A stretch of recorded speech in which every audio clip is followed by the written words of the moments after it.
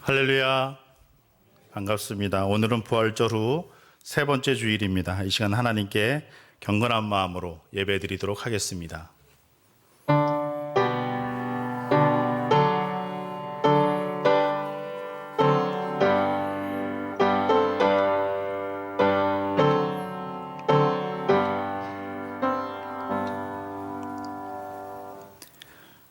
우리 주 예수 그리스도의 아버지 하나님을 찬송하리로다. 그의 많으신 국률대로 예수 그리스도를 죽은 자 가운데서 부활하게 하심으로 말미암아 우리를 거듭나게 하사 산 소망이 있게 하시며 썩지 않고 더럽지 않고 쇠하지 아니하는 유업을 있게 하시나니 곧 너희를 위하여 하늘에 간직하신 것이라. 아멘. 사랑하는 성도 여러분, 우리는 지금 거룩한 곳 하나님의 영적인 임재가 머무는 장소에 들어와 있습니다. 마음과 영혼의 문을 열고 귀 기울여 하나님의 음성을 들으십시오. 지금부터 1분 정도 깊은 묵상의 기도를 드리도록 하겠습니다.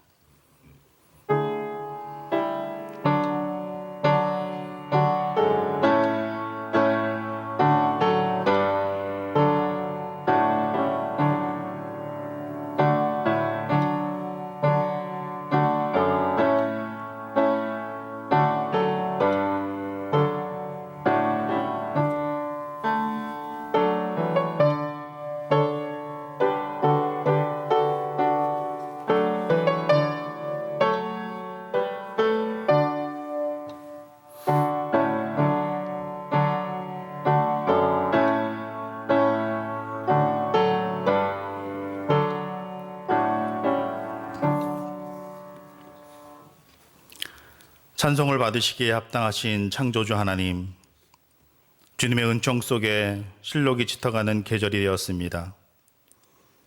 이처럼 복되고 좋은 날에 저희들에게 하나님을 경외하는 마음을 심어주시고 또한 경건한 육신을 허락하셔서 주의를 지키며 영과 진리로 예배하게 하시니 감사합니다. 기쁨으로 하나님을 섬기며 노래하면서 주님 앞에 나아오니 우리가 드리는 예배를 받아 주옵소서. 이 예배를 통하여 여호와는 우리의 하나님이신 것을 알게 하시고 우리는 하나님께서 택하신 백성이요 기르시는 양인 줄을 깨닫게 하옵소서. 예수님의 이름으로 기원하옵나이다. 아멘. 우리 다 같이 일어나셔서 경배와 찬송 64장 기뻐하며 경배하세 찬양하도록 하겠습니다.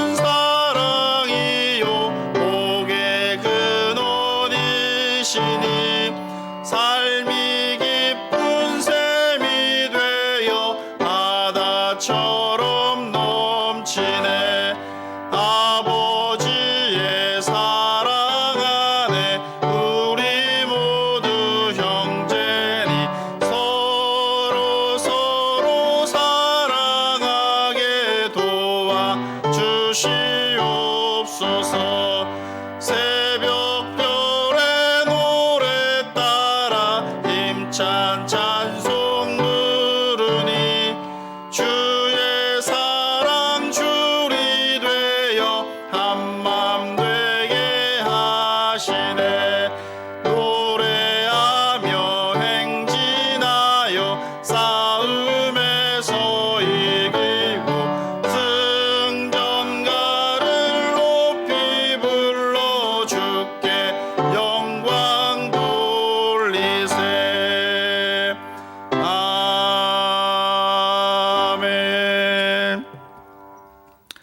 서신 채로 머리 숙여 감사와 참회의 기도를 드리도록 하겠습니다.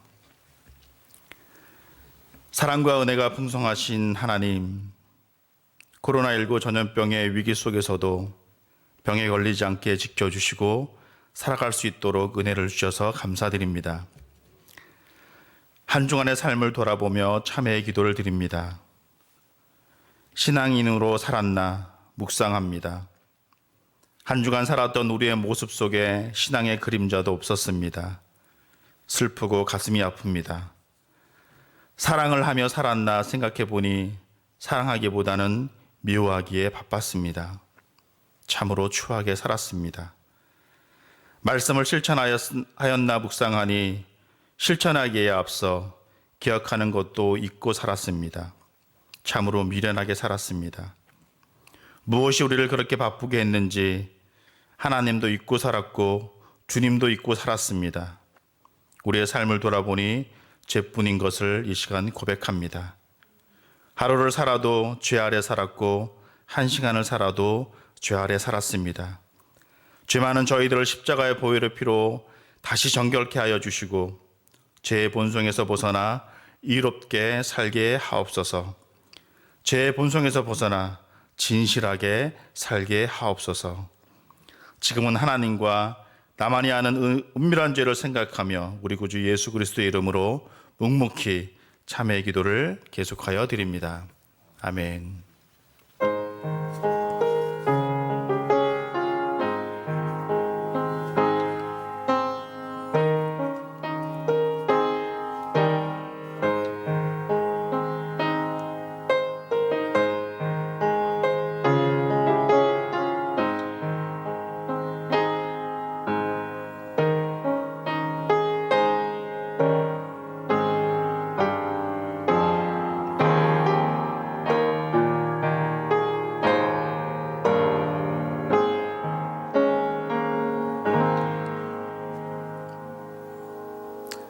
이제 그리스도 예수 안에 있는 자에게는 결코 정죄함이 없나니 이는 그리스도 예수 안에 있는 생명의 성령의 법이 죄와 사망의 법에서 너를 해방하였습니다. 아멘. 다 같이 자리에 앉으셔서 교독문 26번 시편 50편을 교독하도록 하겠습니다. 내 백성아 들을지어다. 내가 말하리라. 이스라엘아 내가 네게 증언하리라. 나는 하나님 곧 내 하나님이로다.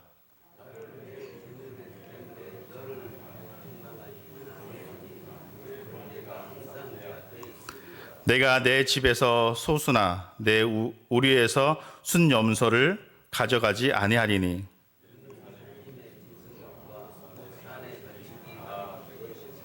산의 모든 새들도 내가 아는 것이며 들의 짐승도 내 것이미로다.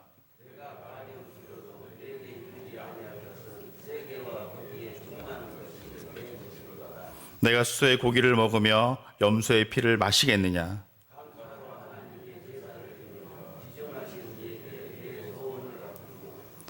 환난 날에 나를 부르라. 내가 너를 건지리니 내가 나를 영화롭게 하리로다. 아멘. 다 같이 사도신경으로 우리의 신앙을 고백합니다. 나는 전능하신 아버지 하나님 천지의 창조주를 믿습니다. 나는 그의 유일하신 아들 우리 주 예수 그리스도를 믿습니다. 그는 성령으로 잉태되어 동정녀 마리아에게서 나시고 본디오 빌라도에게 고난을 받아 십자가에 못 박혀 죽으시고 장사된 지 사흘 만에 죽은 자 가운데서 다시 살아나셨으며 하늘에 오르시어 전능하신 아버지 하나님 우가 거기로부터 살아있는 자와 죽은 자를 심판하러 오십니다. 나는 성령을 믿으며 거룩한 본교회와 성도의 교제와 죄를 용서받는 것과 몸의 부활과 영생을 믿습니다. 아멘. 우리 찬송가 183장 그리고 191장 두 찬송을 하도록 하겠습니다. 먼저 183장 찬양하도록 하겠습니다.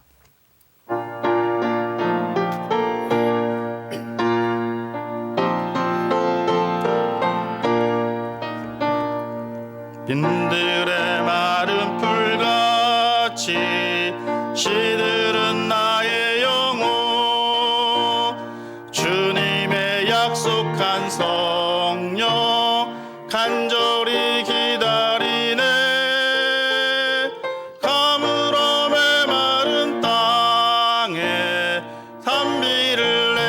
내리시듯 성령의 단비를 부어 새 생명 주옵소서. 반가운 빗소리 들려 산천이 춤을 추네. 봄비로 내리는 성령 내게도 주옵소서. 가물어 메마른 땅에 단비를 내리시듯 성령의 단비를 부어 새 생명 주옵소서. 절 따라 우로를 내려 초목이 무성하니 갈급한 내 심령 위에 성령을 부소서. 가물어 메마른 땅에 단비를 내리시듯 성령의 단비를 부어 새 생명 주옵소서. 참되신 사랑의 언약 어길 수 있사오랴. 오늘의 흡족한 은혜 주실 줄 믿습니다. 가물어 메마른 땅에 단비를 내리시듯 성령의 단비를 부어 새 생명 주옵소서. 아멘. 우리 191장 찬양 하나 더 하도록 할까요? 내가 매일 기쁘게 찬양하도록 하겠습니다.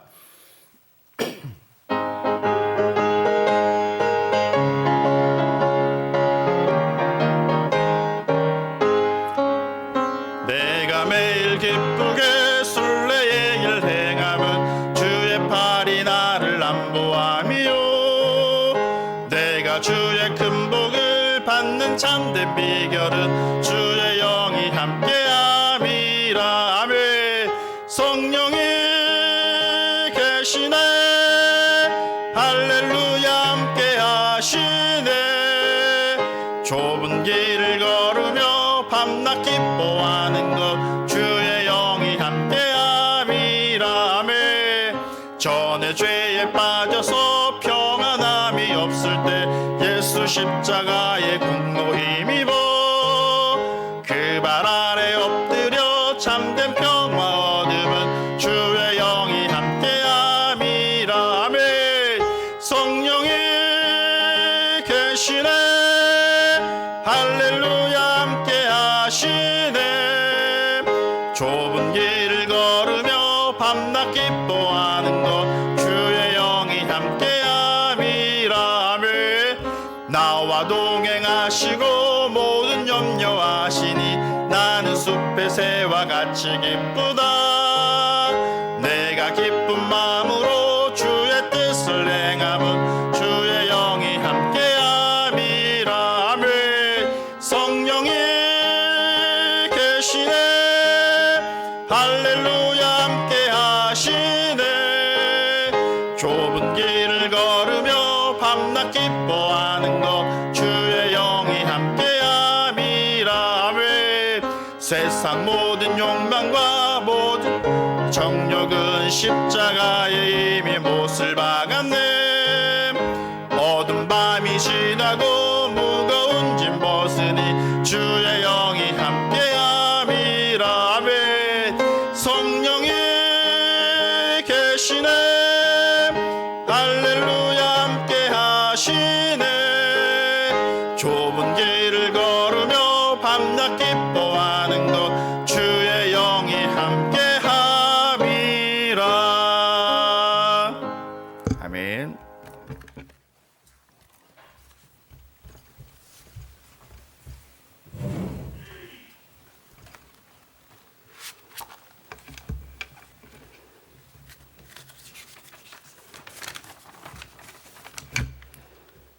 하나님 아버지, 은혜에 감사합니다. 한 주 동안도 저희들 세상 속에서 지켜주시고 오늘도 주님의 날 저희들 주님 전에 나올 수 있도록 발걸음 인도하여 주시니 감사합니다. 오늘도 예배 드릴 때에 이 자리가 복된 자리가 되게 하시고 하나님의 음성을 듣는 자리가 될 수 있도록 함께하여 주옵소서. 오늘도 코로나로 힘들고 어려운 중에 나왔습니다. 단위에 세워주신 목사님 말씀 들을 때에 위로받게 하여 주시고 믿음으로 모든 어려움을 이기고도 남게 하여 주옵소서. 세워주신 목사님 오늘도 영육간의 건강 주시고 피곤치 않도록 도와주셔서 하나님 말씀 증거하실 때 능력의 말씀, 권능의 말씀 되게 하셔서 저희들도 세상으로 나가 살아야 합니다. 우리들의 욕심만 채우려고 기도하고 응답받기만을 원했습니다. 우리를 위하여서 우리 대신 십자가를 지시고 그 고난, 고통, 멸시천대 다 당하시고 우리 죄 때문에 죽기까지 하신 주님만을 생각하고 우리도 복음을 위해서는 박해도 받고 고난도 받고 멸시도 받아야 마땅한데 세상에 너무 익숙해 있어서 교회 밖에만 나가면 사랑하기보다는 사랑받기를 더 원하고 복음 전하기보다는 창피당할까 봐 두려워만 하였습니다. 하나님 아버지 저희들 긍휼히 여기시고 말씀대로 순종하며 살기를 원하오니 도와주옵소서. 이 모든 말씀을 사랑 많으신 예수님의 이름으로 기도했습니다. 아멘. 하늘에 계신 우리 아버지, 아버지의 이름을 거룩하게 하시며 아버지의 나라가 오게 하시며 아버지의 뜻이 하늘에서와 같이 땅에서도 이루어지게 하소서. 오늘 우리에게 일용할 양식을 주시고 우리가 우리에게 잘못한 사람을 용서해 준 것 같이 우리의 죄를 용서해 주시고 우리를 시험에 빠지지 않게 하시고 악에서 구하옵소서. 나라와 권능과 영광이 영원히 아버지의 것입니다. 아멘.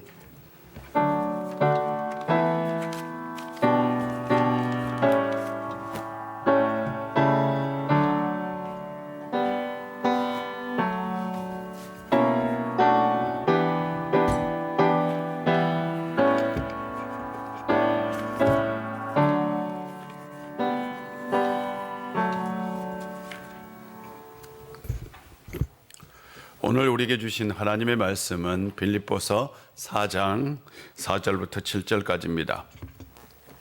빌립보서 4장 4절부터 7절까지 하나님 말씀 봉독합니다. 주신 말씀에 경청하십시오. 주 안에서 항상 기뻐하라. 내가 다시 말하노니 기뻐하라. 너희 관용을 모든 사람에게 알게 하라. 주께서 가까우시니라. 아무것도 염려하지 말고 다만 모든 일에 기도와 간구로 너희 구할 것을 감사함으로 하나님께 아뢰라. 그리하면 모든 지각에 뛰어난 하나님의 평강이 그리스도 예수 안에서 너희 마음과 생각을 지키시리라. 아멘. 하나님의 은총이 오늘 여러분 가운데 함께 하시기를 주의 이름으로 축복합니다. 지난주에 나눴던 말씀이 세 가지였습니다. 첫 번째가 주 안에 서라였어요. 우리가 이 세상 혼자서 살 수도 없고요. 이 세상에서 혼자서 완벽한 삶을 살 수도 없습니다. 늘 우리는 주님과 함께 살아가야 합니다. 그래서 이 힘든 세상 꼭 주님과 같이 가는 성도님이고요. 두 번째로는 같은 마음을 품어야 된다라고 얘기를 했어요. 같은 마음은 하나의 마음인데 그 마음이 곧 예수님의 마음이고 예수님의 마음의 근본은 사랑의 마음이다 라는 말씀을 드렸습니다. 서로 사랑했으면 좋겠어요. 세 번째로 나눴던 말씀은 서로 도우라라는 거였어요. 바울은 그냥 도와라라는 게 실제적 도움을 말했다라고 얘기했습니다. 어떤 성도가 어렵다 하면 우리는 실제적으로 서로 도우며 살아야 합니다.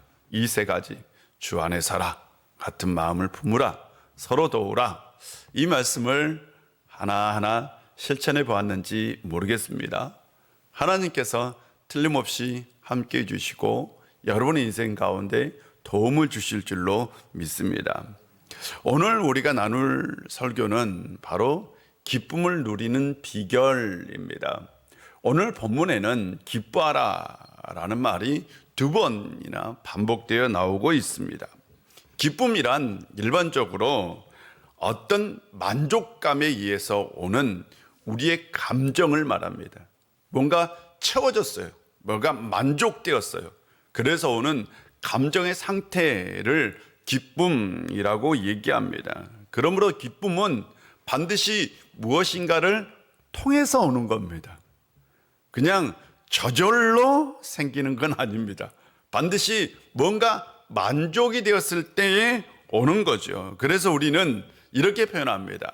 합격의 기쁨, 결혼의 기쁨, 그렇잖아요. 성공의 기쁨, 소득의 기쁨, 아이를 얻었다면 출산의 기쁨, 이렇게 뭔가 반드시 통해서 오는 것이 바로 기쁨이죠. 그런데 이런 건 뭔가를 통해서 오는 기쁨에는 2가지가 있는 것 같아요. 바로 유형의 기쁨과 무형의 기쁨입니다. 유형의 기쁨은 눈에 보이는 것을 얻었을 때, 집을 사고 차를 사고 어떤 돈을 얻었을 때, 물질적인 것을 얻었을 때에 오는 만족 또는 기쁨이라고 얘기할 수 있고요. 무형의 기쁨은 눈에 보이지 않는 거죠. 눈에 보이지 않는 것을 얻었을 때에, 그것이 곧 무형의 기쁨입니다. 그런데 우리가 사는 세상은 유형이 주는 기쁨, 그것을 무형이 주는 기쁨보다 더 중요하게 여기는 세상이라는 거죠. 그러니까 이 무게중심이 무형의 기쁨에서 유형의 기쁨으로 흘러가고 있다라고 보면 됩니다. 그렇지 않나요? 실질적으로 우리가 보면 신앙의 기쁨보다 돈이 주는 기쁨이 더 크다라고 얘기할 수 있는 거죠. 참 가슴이 아프죠. 우리는 어떤 기쁨을 추구해야 할까요? 어떤 기쁨이 오래가는 기쁨일까요? 눈에 보이는 것은 실은 오래가지는 않습니다. 원래 눈에 보이지 않는 것이 오래가지요. 그렇지 않겠습니까? 오늘 본문에서 바울이 말하는 기쁨은 유형의 기쁨일까요? 무형의 기쁨일까요? 오늘 본문에서 말하는 기쁨은 분명히 유형, 물질 또한 이 세상 것에서 오는 기쁨이 아니라 신앙에서 오는 기쁨, 그것을 말하고 있습니다. 오랜 시간이 흘러도 변함이 없는 기쁨, 곧 신앙의 기쁨입니다. 바울은 오늘 본문에서 그것을 하나님의 평강이라고 표현하고 있습니다. 하나님의 평강은 하나님이 주시는 평안입니다. 그냥 세상에서 얻는 평안이 아니에요. 내가 뭔가를 소유해서 뭔가를 얻어서 뭔가 만족이 채워져서 오는 평안이 아니라 하나님이 주시는 평안이라고 표현하는 그걸 하나님의 평강이라고 얘기했어요. 그러므로 최고의 평안은 곧 하나님이 주시는 평강이라고 얘기할 수 있습니다. 그렇다면 하나님이 주신 평강이 우리에게 임하면 어떤 일이 일어날까요? 단언컨대 아마 삶에 놀라운 변화는 일어날 겁니다. 제가 이건 확신합니다. 여러분의 삶 가운데 하나님이 주신 평강이 확실하게 임재한다면, 역사한다면 여러분의 삶은 단언컨대 놀랍게 변화될 것입니다. 분명한 것은 바울은 지금 그것을 누리고 있다는 거죠. 바울은 하나님이 주신 평안을 누리고 있기 때문에 감옥이라는 공간, 그것이 그의 삶에 아무런 문제가 되지 않았어요. 자유를 박탈당하는 삶이 그에게 아무런 문제가 되지 않았습니다. 아무것도 가지고 있지 않는 삶이 그에게 아무것도 문제가 되지 않았습니다. 왜? 하나님 주신 평강이 그에게 있었기 때문입니다. 바울은 우리도 그 평강을 누리기를 지금 소망하고 있는 겁니다. 하나님의 평강이 우리에게 임하면 이렇게 표현하고 있어요. 마음과 생각을 지키시리라 라고 표현하고 있습니다. 여기서 마음과 생각은 바로 지킨다 라고 표현했는데요, 여기서 지킨다 라는 단어는 군대 용어예요. 보초를 세워준다 라는 의미를 가지고 있습니다. 내가 너의 마음과 생각에 내 평강으로 보초를 세워줄게 라는 의미입니다. 하나님의 평강이 우리의 마음을 지켜주시면 어떤 일이 일어날까요? 우리의 삶이 평안해지는 겁니다. 우리의 삶이 복되게 되는 겁니다. 여기서 마음과 생각은 우리의 의지와 정신입니다. 의지는 삶을 지탱하는 것이고 정신은 삶을 확장하는 것입니다. 인생을 살다 보면 실은 가장 중요한 게요, 우리의 의지예요. 그리고 우리의 정신이잖아요. 이게 모든 우리의 삶을 다 결정합니다.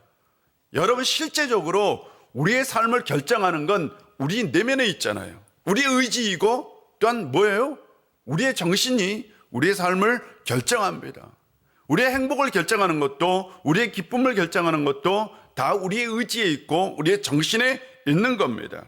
그러므로 하나님의 평강이 우리의 의지와 우리의 정신을 지켜준다라는 건 결국 하나님께서 우리의 인생을 지켜준다라는 말이기도 합니다. 만약 하나님께서 우리의 인생을 지켜주신다면 우리가 코로나보다 더 큰 위기를 만나도 우리는 그 안에서 평안을 누리고 살 수 있을 것입니다. 그렇다면 우리가 어떻게 하면 하나님의 평강을 얻을 수 있을까요? 그 삶의 비결을 같이 나누고자 합니다. 첫째는 바울은 이렇게 표현합니다. 관용을 사람들에게 알게 하라. 관용은 넓은 마음을 가지고 사람들을 품고 잘못한 것을 다 용서해 주는 것, 이것을 관용이라고 얘기합니다. 저는 이 말씀을 묵상하면서 곰곰이 생각해 보았어요. 어렸을 때 나에게 교회는 어떤 곳이었나라고 생각해 보았어요. 교회가 어떤 곳이었지? 교회는 나를 품어주는 곳이었어요. 나를 품어주는 사람들이 가득한 곳이었어요. 목사님도 나를 품어주셨고, 교회 학교 선생님도 나를 품어주셨고, 어른들도 나를 품어주셨어요. 제가 어렸을 때 동네 어르신들이 참 무서웠어요. 무서우신 분들이 많았어요. 그런데 교회는 그렇게 무서운 분이 하나도 없었어요. 제가 학교를 다닐 때 동네 형들은 무섭게 하고요, 때리기도 했어요. 그런데 교회 형들은 참 친절하게 대하고 참 늘 같이 행복하게 놀았어요. 교회는 마음이 넓은 사람으로 가득한 곳이었어요. 제가 느낀 거였어요. 교회는 서로가 서로를 위해서 기도해 주고요, 서로가 서로를 위해서 뜨겁게 밤새도록 서로가 잘 살게 해달라고 기도를 하는 곳이었어요. 분명한 것은 교회는 좁은 것이 아니었어요. 교회는 꽉 막힌 곳이 아니었습니다. 저에게 교회는 태평양보다 더 넓은 곳이에요. 태평양보다. 그곳이 곧 교회였습니다. 또한 교회는 내가 뭔가 마음껏 할 수 있는 곳이기도 했습니다. 억압보다는 자유가 있었고요, 불안보다는 평안이 깃든 곳이었습니다. 그래서 교회에 항상 머물기를 원했고, 교회에서 예배를 드리는 게 좋았고, 교회에서 기도하는 것도 좋았습니다. 지금의 교회는요? 지금의 교회는 어떤 곳일까요? 지난주에 교육자들과 식사를 하고 대화를 나누다가 문득 이런 얘기가 나왔어요. 지금 교회는 문턱이 참 높다. 문턱이 높다.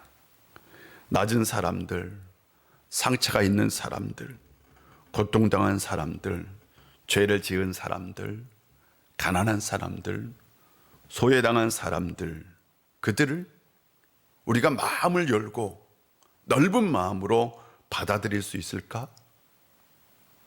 대답은 아니요 였습니다. 미국의 어떤 큰 교회에서 담임 목사님을 청빙하기로 결정을 했어요. 어떤 목사님을 청빙하기로. 말 그대로 그냥 목사님을 모셔오는 거였어요. 우리나라와처럼 뭐 공고를 내고 뭐 면접을 하고 그런 게 아니라 어느 목사님을 그냥 어느 교회에 가서 모셔오는, 그래서 그 목사님을 결정하고 이제 그 목사님이 부임하기로 한 날이었습니다. 목사님께서 노숙자로 변장을 했어요.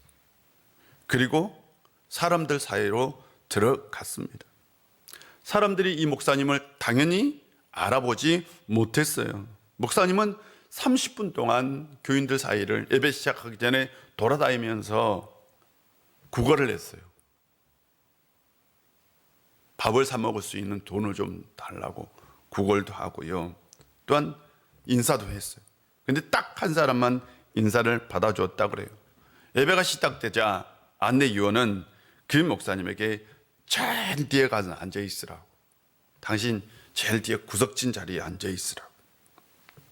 그래서 목사님은 저 구석진 자리에서 예배를 드렸습니다. 그리고 나서 이제 목사님을 소개하는 시간이 된 거예요. 교인들이 열망을 가지고 목사님을 기다리고 있는지, 새로운 목사님이 오신다, 야, 기대를 하고 있었어요. 당회에서 나오셔서 오늘 목사님이 이 자리에 오셨습니다 라고 소개를 했어요. 그러자 저 뒤에 구석에 앉아있던 그 노숙자가 일어나서 뚜벅뚜벅 앞으로 나오는 거예요. 사람들이 막 박수 치면서 환호를 하다가 그 박수 소리가 줄어들기 시작합니다. 단상으로 올라왔어요. 목사님이 한참 침묵을, 말이 없었어요. 그리고 나서 목사님은 자신이 아침에 겪었던 일들을 다 얘기했습니다. 그리고 말했어요. 저는 여러분이 집에 돌아가서 오늘 아침에 있었던 일들을 곰곰이 생각해 보기를 바랍니다. 여러분의 심성을 검증해 보십시오. 다음 주일에 뵙겠습니다. 사람들이 그 자리에서 흐느끼기 시작했습니다. 사람들이 자신들의 불친절함을 깨달았던 것. 우리가 사람을 어떻게 보느냐, 어떻게 대하느냐, 그것이 우리의 신앙을 보여주기도 합니다. 예수님의 별명은 세리와 죄인의 친구였습니다. 세리와 죄인의 친구였다는 건 굉장히 놀라운 일입니다, 여러분. 그 당시 가장 소외된 사람들이 세리이고 죄인들입니다. 아무도 가까이 하지 않는 사람들이에요. 그런데 바로 그 사람들의 친구가 예수님이었어요. 예수님을 따르던 군중들은 어떤 사람이었을 걸로 추정하세요? 부자들요? 화려하게 옷을 입은 사람들이? 아니요. 가난하고 굶주리고 배고프고 소외된 사람들이죠. 오죽했으면 예수님께서 기도해서 그 자리에서 5,000명, 4,000명을 먹을 것을 해결해 주었겠습니까? 먹을 것이 없는 사람들이었어요. 예수님이 세리와 죄인들의 친구였다는 건 진짜 예수님은 관용의 사람이었다는 거죠. 예수님은 실제로 자신이 비난했던 그 바리새인들의 친구이기도 했어요. 바리새인 친구도 있었고요. 바리새인들이 초청하면 그 초대에 응했습니다. 예수님은 사람을 구별하지도, 사람을 차별하지도, 사람을 나누지도 않았습니다. 예수님은 죄를 미워했지 사람을 미워하지는 않았어요. 그런데 우리는 죄도 미워하고 사람도 미워하죠. 오히려 사람을 증오하기도 합니다. 예수님의 제자도의 핵심은 바로 사람을 살리고 사람을 세우는 것이었습니다. 그 속에는 반드시 관용이라는 게 있었던 거예요. 제가 아는 의사 선생님이 카카오톡 처음 딱 열었을 때에 이 메시지라는 게 있잖아요. 그 메시지가 이래요. 거울이 아닌 창문으로 살자입니다. 거울이 아닌 창문으로 살자. 참 멋진 표현인 것 같아요. 거울로 살면 어떻게 될까요? 내가 상대를 비추는 거울이 되는 거죠. 우리가 상대를 비출 때에 장점을 비춰요? 약점을 비춰요? 대부분 다 약점을 비추잖아. 아유, 저 사람은 그래. 저 사람 참 못됐어. 우리가 상대의 장점을 바라보지는 않습니다. 대부분 다 약점을 비추는 거울이 되면 그래요. 그런데 만약 우리가 창으로 산다는 것, 사람들에게 세상을 보여주는 창으로 사는 거죠. 하나님을 보여주는 창으로 사는 거죠. 우리가 거울이 아닌 창으로 살아갈 때에 하나님의 평강이 우리 가운데 임할 줄로 믿습니다. 우리가 거울이 아닌 창으로 사는 것, 그것이 곧 관용의 사람으로 사는 것이고, 그때의 신앙이 주는 기쁨이 여러분 가운데 있을 줄로 믿습니다. 한 주간 넓은 마음으로 용서하며 삽시다. 하나님의 평강이 여러분의 마음과 생각을 지켜주실 줄로 믿습니다. 둘째로 주님을 가까이 하라입니다. 주께서 가까우시니라 라는 표현을 하고 있어요. 바울은 주께서 가까우시니라, 마치 우리가 이 단어를 문자적으로 해석하면 예수님의 재림을 얘기해요. 그런데 예수님의 재림만 얘기하는 건 아니에요. 예수님은 이미 성령을 통해서 이 세상에 오셨고 예수님은 다시 오실 뿐입니다. 우리가 이 세상에 사는 건 예수님이 오셨고 다시 오실 그 중간의 시대에 살고 있는 겁니다. 주께서 가까우시냐라는 말씀 속에는 주께서 점점 우리에게 더 가까워지고 있다라는 말이기도 하고, 동시에 우리가 주님께 더 가까워져야 된다라는 표현이기도 합니다. 우리는요, 우리가 신앙으로 산다는 건 항상 주님께 가까이 가는 삶이죠. 참된 신앙은 주께 가까이의 삶을 추구하는 겁니다. 여러분의 인생의 제목을 정한다면 주께 가까이였으면 좋겠어요. 여러분이 인생의 모토를 정한다면 하나였으면 좋겠어요. 주께 가까이였으면 좋겠어요. 주께 가까이, 우리가 항상 주님께 가까이 가야 돼요. 주께 가까이 가는 신앙 행위가 있는데, 예배하고 기도하고 찬송하고 하나님 말씀을 보는 거죠. 그 중에 가장 중요한 건 예배입니다. 예배에서 가장 중요한 건 성령의 활동입니다. 그런데 정작 예배 드리는 사람이 가장 무시하는 것도 성령의 활동입니다. 여러분은 예배를 드리러 오기 전, 집을 떠나기 전에 성령의 임재를 위해서 기도했나요? 예배를 드리기 전 이 자리에 앉아 성령의 임재를 위해서 기도했습니까? 지금도 여러분이 예배를 드리면서 성령의 활동, 성령의 임재가 있기를 소망하면서 예배를 드리고 있습니까? 아닙니다. 실제로 예배를 드리면서 가장 업신여김을 당하는 것이 성령의 역사이고 성령의 활동입니다. 그런데 예배에서 가장 중요한 게 이거예요. 우리가 영적인 체험을 특별한 은혜를 체험했다라고 표현합니다. 특별한 은혜를 경험한 사람들은 다 이구동성으로 하는 얘기가, 야, 세상이 달라 보여 라고 얘기하죠. 이런 특별한 체험은 대부분 예배를 통해서 옵니다. 구약에서도 신약에서도 기독교 역사에서 말하는 것, 특별한 체험은 다 대부분 예배를 통해서 오더라라는 거예요. 그래서 예배는 은혜의 통로입니다. 같은 공간에서 같은 시간에 예배를 드리는데요, 신기하게 사람마다 은혜를 체험한 게 달라요. 아마 여러분 예배 끝나고 한 사람 한 사람 다 물어보면 예배의 체험, 은혜의 체험이 다 달라요. 왜 다를까요? 물론 은혜의 체험이 공동체성으로 나타나기도 하는데 대부분 은혜의 체험은 개인적으로 나타납니다. 왜? 이건 바로 성령의 활동 때문입니다. 성령의 역사를 갈망하는 사람, 성령께서 내 안의 역사에서 성령의 활동이 이루어지기를 소망하는 그 사람만이 특별한 은혜를 체험할 수 있기 때문입니다. 그러므로 특별한 은혜를 결정하는 건 성령의 활동입니다. 성령의 역사라고요. 성령의 역사를 갈망하는 사람이 이 시간에도 특별한 은혜를 체험할 줄로 믿습니다. 저는 확신합니다. 성령의 은혜가, 성령의 역사가 나타나는 예배, 그 예배를 통해서 우리는 더욱더 주님을 가까이 할 수 있고요, 주님과 가까워질 수 있는 겁니다.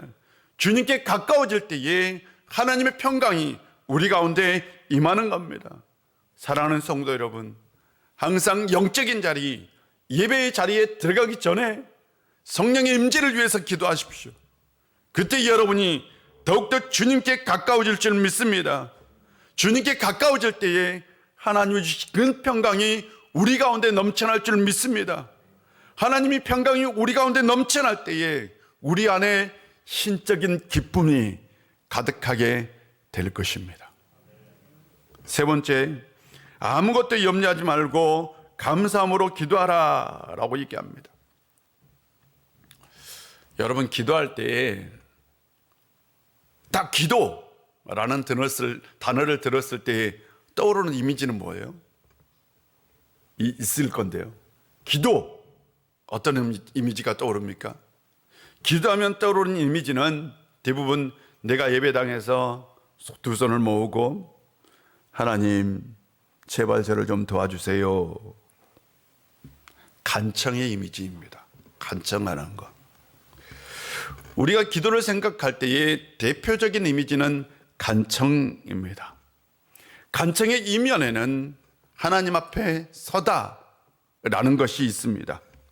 기도란 우리가 하나님 앞에 우리의 자신을 세우는 것이죠.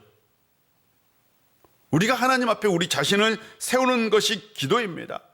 그런데요, 우리가 평소에 살아가면서 하나님 앞에 우리 자신을 세우던가요? 그렇지는 않습니다. 실제적으로 우리는 살아가면서 하나님 앞에 우리의 자신을 세울 필요성을 느끼지 못합니다. 내가 왜 하나님 앞에 세워야 돼? 내가 하나님 앞에 설 필요가 없어. 내 인생에 아무런 문제가 없는 걸? 내가 하나님 앞에 구할 것이 없는 걸? 그러면은 나 하나님 앞에 설 필요가 없어 라고 생각합니다. 하나님 앞에 서지 않아도 인생에 아무런 문제가 없다고 생각하기 때문에 우리는 기도하지 않는 거죠. 그런데요, 이것이 바로 기도에 대한 잘못된 이미지 중에 하나입니다. 간청이라는 이미지가 기도에 대한 잘못된 이미지 중에 하나일 수 있어요. 인생에 문제가 없으면 하나님 앞에 설 필요가 없다 라고 그런 생각을 주는 것이 간청이 주는 이미지입니다. 기도란 간청이다 라고 생각할 때에 기도를 인생의 문제를 해결하는 도구로 전락시켜 버립니다. 그런데 예수님에게 기도는 달랐어요. 예수님에게 기도는요, 하나님의 뜻을 찾고 하나님의 뜻을 구하는 거예요.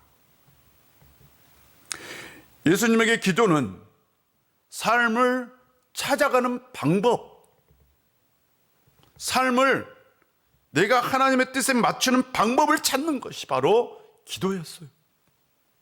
인생을 살아가면서 길을 잃지 않으려고 하는 것이 기도였습니다. 그래서 기도는 항상 해야 하는 것, 매일 해야 하는 것이었습니다. 해도 되고 하지 않아도 되는 것이 기도가 아니었습니다. 예수님에게 기도는 반드시 해야 하는 것이었어요. 선택의 문제가 아니라 그건 의무의 문제였어요. 그런데 지금 간청이라고 기도를 생각하면 그건 선택의 문제가 되어버립니다. 해도 되고 안 해도 되는 것, 인생에 문제가 있을 때만 하는 것으로 착각을 해요. 근데 예수님에게 기도는 하나님의 뜻을 찾는 것이었어요. 인생을 살아가는 방법을 알아가는 것이었어요. 그래서 매일마다 항상 기도하는 것이 바로 예수님의 기도였어요. 기도는 인생의 문제를 해결하는 지팡이가 아니라 인생의 길을 찾는 나침판입니다. 행복한 인생, 기쁨의 인생을 살고 싶다면 우리는 반드시 기도해야 합니다. 기도는 선택의 문제는 아닙니다. 아무것도 염려하지 말라라고 얘기합니다. 걱정을 중단하라라는 뜻입니다. 염려는 자신이 통제할 수 없는 것에 대한 부당한 걱정이라고 얘기할 수 있어요. 이 세상에는 우리가 통제할 수 없는 것들이 있어요. 이 세상에는 우리의 마음, 우리의 의지, 우리의 힘으로 되지 않는 것들이 있습니다. 이런 것들을 염려하는 건 무의미한 걱정, 부당한 걱정이라고 얘기합니다. 기도할 때에 그 내 힘으로, 내 의지로 안 되는 것들은 그냥 내려놓고 기도해라 라는 거예요. 그런데 바울은 또 감사함으로 기도하라 라고 얘기합니다. 감사와 기도가 동행할 수 있는가를 한번 생각해 보세요. 대부분의 기도는 결핍을 채우는 쪽으로 흘러갑니다. 맞죠? 내 안에 결핍이 있어요. 그 결핍을 메꾸려고 하는 것이 기도입니다. 그런데 감사는 그 결핍을 초월하는 거예요. 그 결핍을 초월해. 부족한 것이 있어도, 채워지지 않는 것이 있어도 그냥 있는 것에 감사하는 거예요. 기도는 부족한 것을 채워달라고 요구하는 것이고, 감사는 있는 것에 그냥 만족하는 거예요. 결핍의 측면에서 보면 기도와 감사는 굉장히 상반되는 거예요. 같이 갈 수 없는 겁니다. 근데 바울은 감사함으로 기도하래요. 감사의 본질을 한번 생각해 보세요. 곰곰이 생각해 보면 나를 하나님 앞에 드러내는 거죠. 있는 그대로요. 맞잖아요. 있는 그대로. 오히려 없는 것에 집중하는 것이 아니라 있는 것에 집중하면서 있는 그대로를 고백하는 게 감사입니다. 기도는요. 기도도 마찬가지. 기도는 내 신상 털이입니다. 하나님 앞에 내 신상을 털어놓는 거예요. 그렇지 않습니까? 내 개인정보를 노출하는 거예요. 요즘 시대는 개인정보 노출이 심각한 시대죠. 그래서 어떻게 보면 요즘 시대에 기도하는 게 어려운 것 같아요. 나를 들키려고 하지 않아.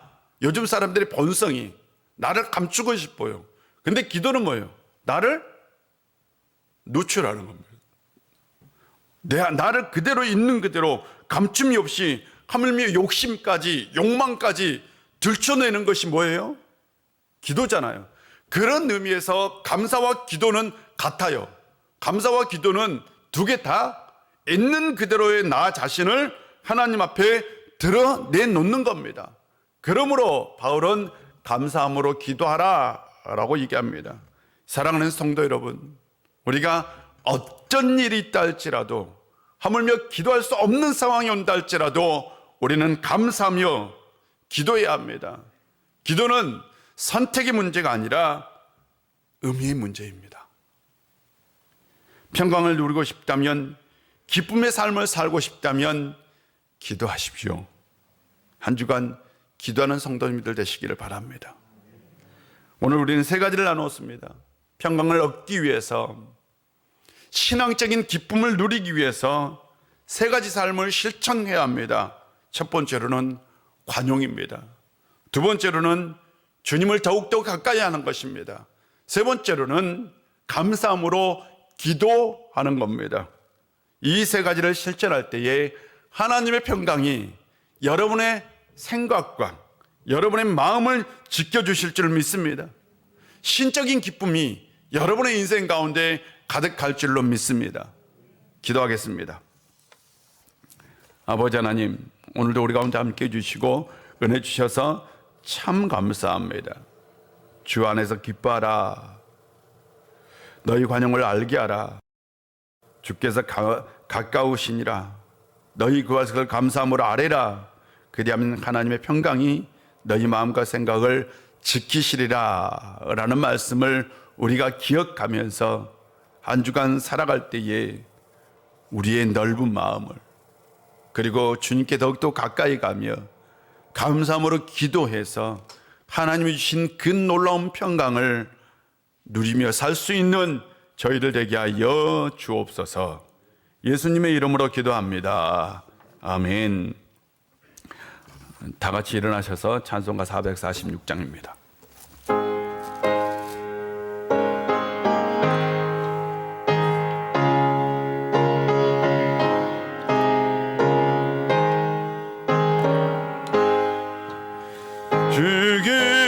성회에는 참 기쁨 없도다.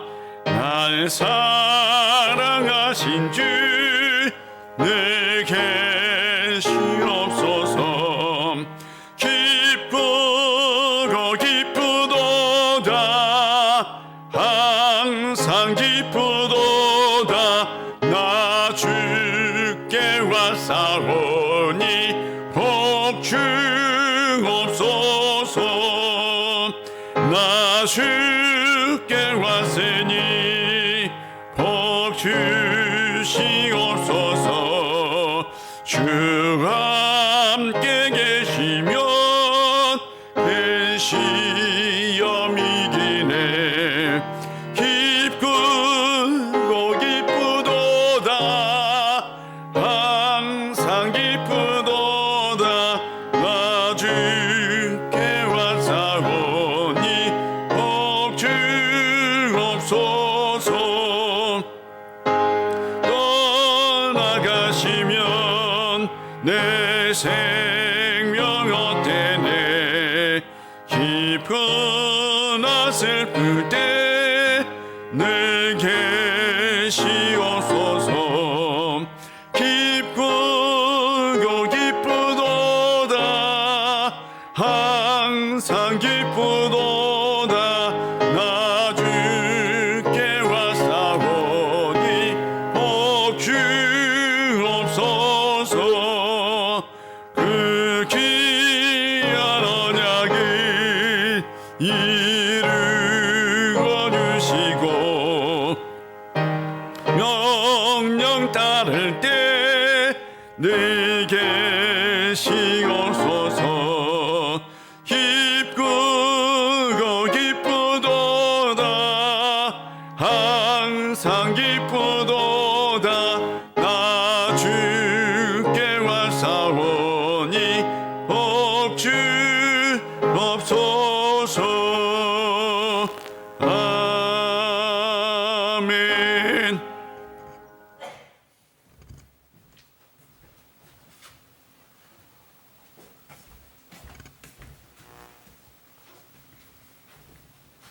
기도하겠습니다.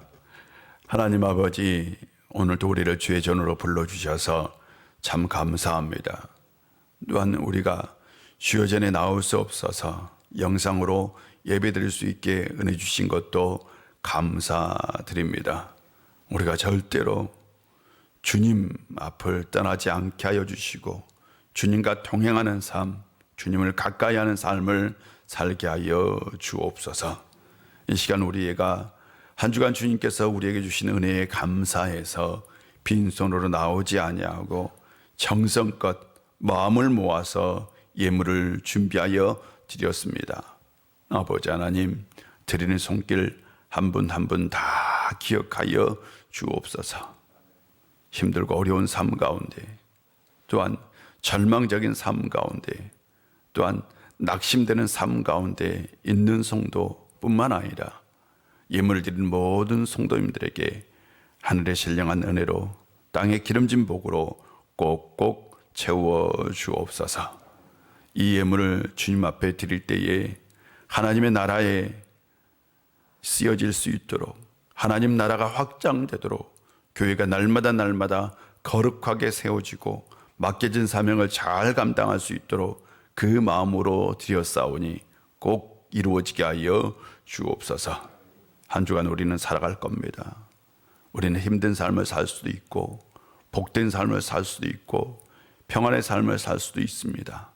어떻게 보면 우리의 신앙에, 우리의 마음에, 우리의 정신에, 우리 생각에 달려 있을 수 있습니다. 하나님의 평강으로 우리의 마음과 생각을 지켜 주옵소서. 예수님의 이름으로 봉헌 기도 드립니다. 아멘.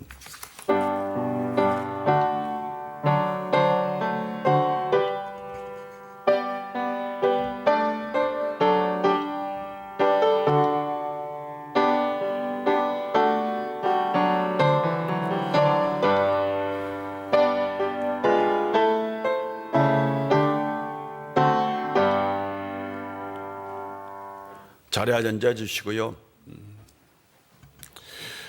교회 소식을 전해드리겠습니다. 먼저 주보에 새로운 난을 하나 만들었어요. 광고란에 우일교회는 이란 난을 만들었는데요. 우리 우일교회는 다음 세대를 살리고 세우는 교회입니다. 우리 우일교회는 아이들의 신앙과 행복을 위해 최선을 다해 나갈 것입니다. 우리 우일교회가 다음 세대를 살리고 세우는 교회가 될 수 있도록 다 같이 협력해 주시고 꼭 기도해 주셨으면 좋겠어요. 아이들이 살아야 합니다. 아이들이 성장하는 교회가 미래가 있습니다. 이런 교회가 될 수 있도록 위해서 기도해 주시고, 오늘 당회가 있어요. 당회 때 또한 다음 세대 사역을 위해서 중요한 것을 결정하려고 합니다. 꼭 당회 때 하나님의 뜻대로 모든 것이 이루어질 수 있도록 위해서 꼭 기도해 주시기를 부탁드립니다. 우리가 줌 모임을 계속해서 조금 하려고 합니다. 여러분 스마트폰 가지고 계신 분들은 줌 꼭 깔아주시고요. 혹시라도 제가 주중에 이렇게 주소를 링크 주소를 보낼 수 있어요. 내가 개별적으로도 보낼 수 있어요. 몇 시에 만나요? 라고. 그러면 그 시간에 줌으로 좀 만나고 또한 인사도 나누고 그렇게 했으면 좋겠습니다. 그리고 구역장님들은 금요일 11시에 모여서 같이 예배드리고 같이 줌모임 갖도록 하겠습니다. 나머지 광고는 주보를 참고해 주시면 되겠습니다. 결혼 소식이 있습니다. 이상준 집사님, 이상희 집사님 아들 우리 병관 형제 결혼이 있습니다. 토요일 날 1시 30분에 PJ 호텔 1층 뮤즈홀에서 있다고 합니다. 요즘 교회에서 모여서 갈 수는 없어요. 개별적으로 가시면 되겠습니다. 네, 나머지 광고는 주보를 참고해 주시고 우리 다 같이 일어나셔서 우리는 오직 예수 오직 믿음으로 살아야 합니다. 나는 오직 예수 오직 믿음으로 살겠습니다. 우리는 오직 예수 오직 믿음으로 살아야 합니다. 나는 오직 예수 오직 믿음으로 살겠습니다. 아멘.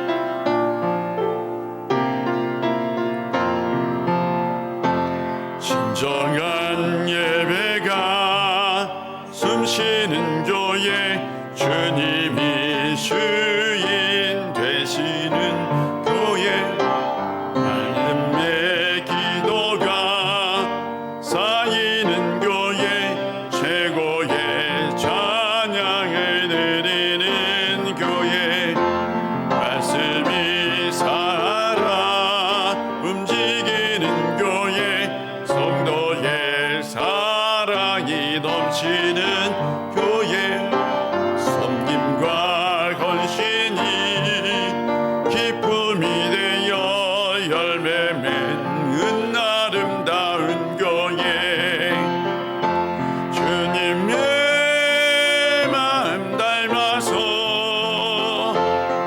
이웃을 사랑하는 교회, 주님의 영광을 위해서 빛 대신 주님 전하는 교회, 사랑의 불꽃이 활짝 피어나 날마다 사랑에 빠지는 교회, 주께서 사랑하는 우일교회가 이런 교회 되게 하소서.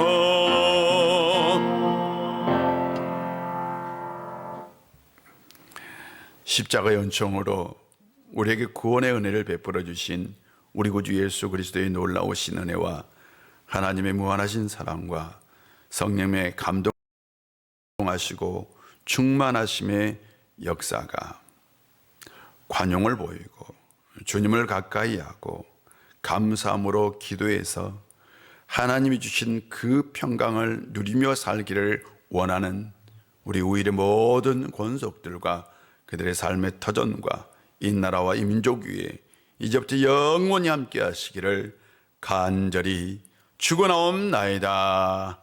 아멘.